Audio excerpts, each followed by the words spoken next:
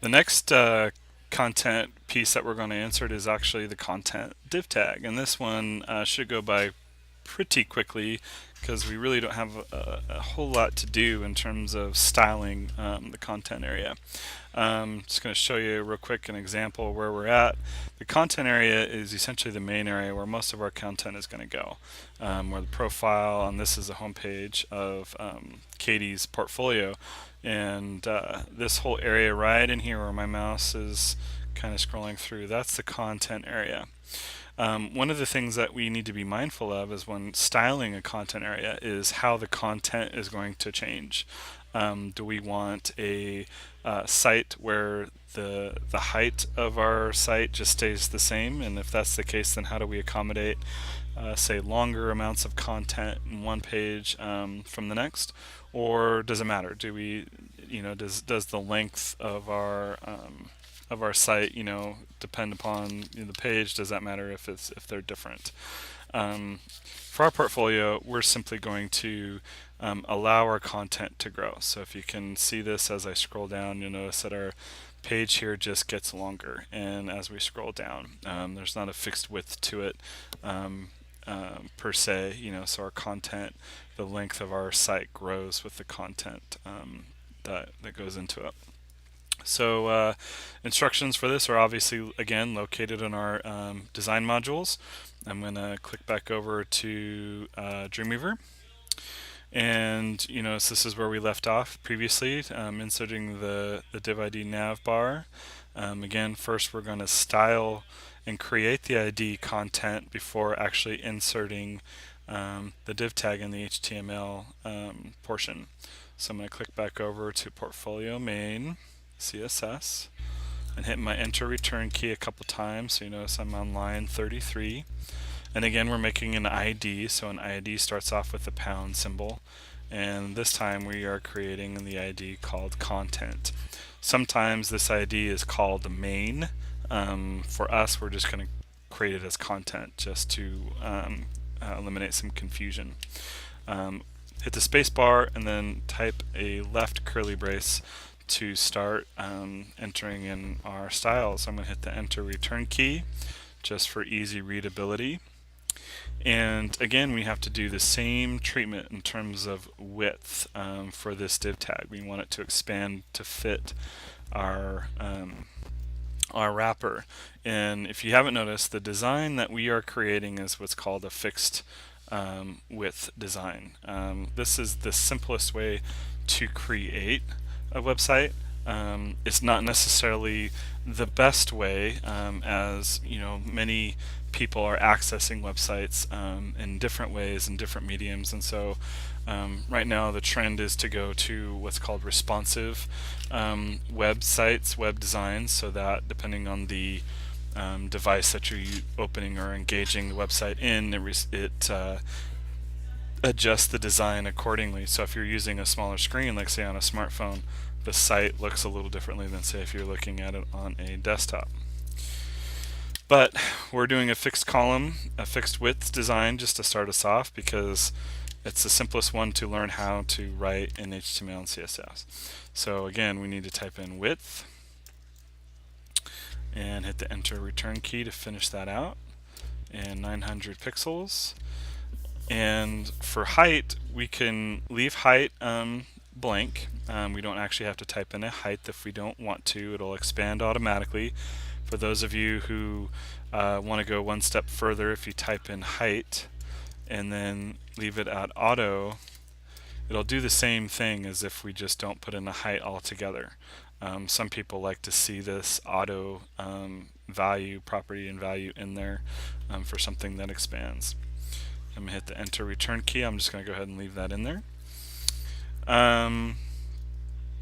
For the rest of this piece, now we want our content area to be a slightly different color than our background. If we don't give this an actual background, it will just adopt whatever color is behind it. And in this case, that would be the body background color, which would be gray. Now I recommend that websites are as bright and readable as possible. And some people may say that's boring because you're using a white background is boring, but it's also the most readable. And so we're going to go ahead and give this a background color, and I'm going to type in the pound symbol, and white is FFF if you just want to type that in.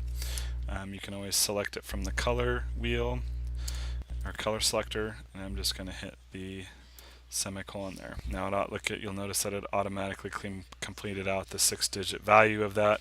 The shortcut key to that is just FFF, and it'll do the same exact thing. That's pretty much it in terms of styling our content area. We are going to put lots of stuff inside the content area, and we really just want to keep this somewhat simple, so that the content itself is what drives this area, not necessarily the div tag itself. We just want to create the space for our content to go into. So I'm going to hit enter return and then close that off with the right curly brace. And then remember, again, we still have to put this into our source code.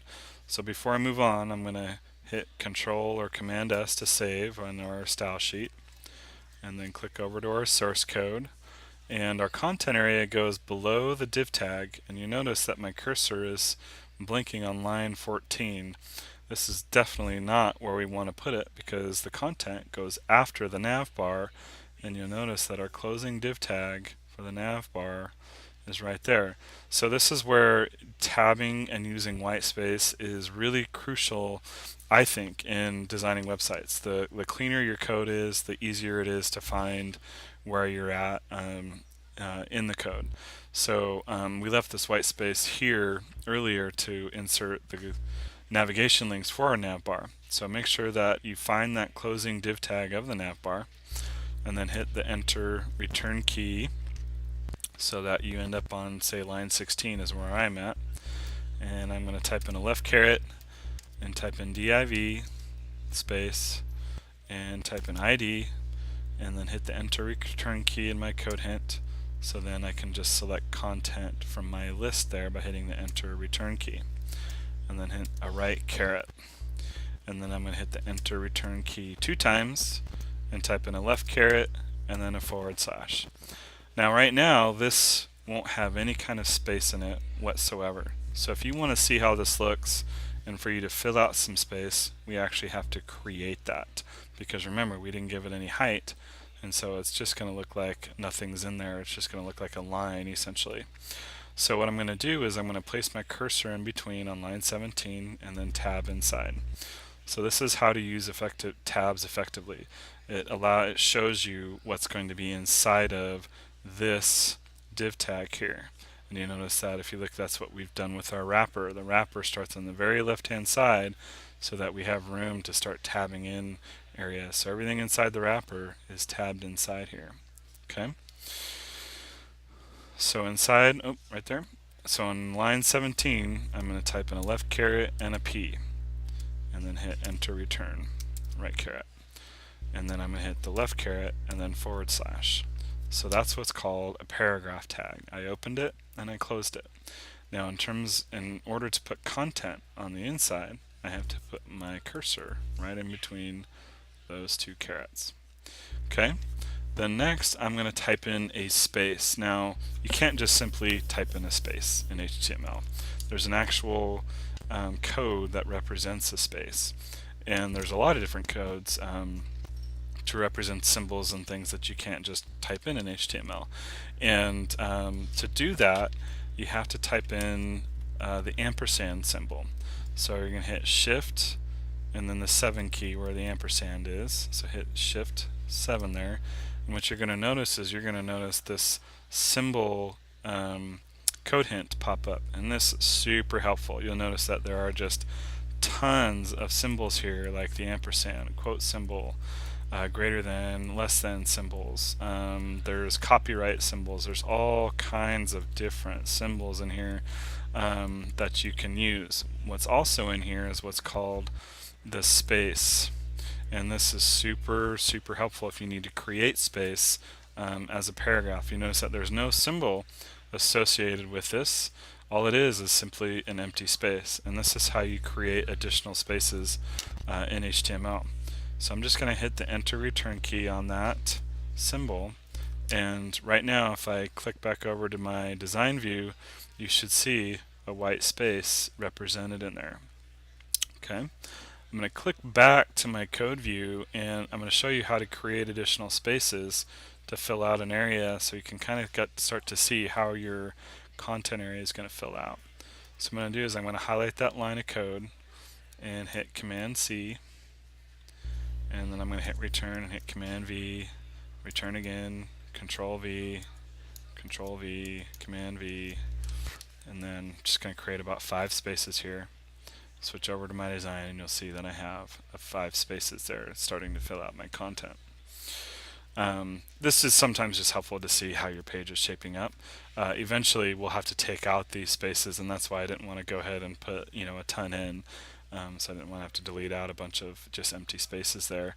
But for you, I wanted to show you how this is shaping up in terms of your design.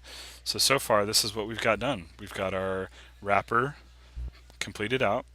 We have our header with a graphic inserted. We have our nav bar right here, and if I try to click in this area, you'll see that it will actually select in our design view. So we'll eventually insert our navigation menu into that area. And then we have our content area. The last bit of the last div tag that we have to insert to complete our design, our one column layout, is the footer. And the footer is actually going to go underneath here. And the footer is pretty useful for a lot of things, and we'll talk a little bit about that in the next tutorial.